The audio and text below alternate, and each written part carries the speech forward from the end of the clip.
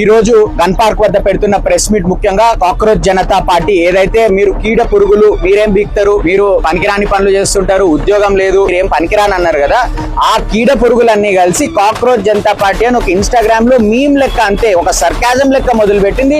ఈ రోజు అక్షరాల 22 మిలియన్ల ఫాలోవర్ తో ఎన్నో ఏళ్లగా వస్తున్న రాజకీయ పార్టీల ఫాలోయింగ్ ని కూడా దాటేసి ఇన్స్టాగ్రామ్ లో ట్విట్టర్ లో వచ్చింది. మీరు ఓన్లీ ఇన్స్టాగ్రామ్ లో ట్విట్టర్ లోనే పరిమితమై ఉన్నారు, మీరేం వచ్చి పీక్తారు, బయట రోడ్డు మీదకి వచ్చి పోరాడి చూపియండి అన్నారు.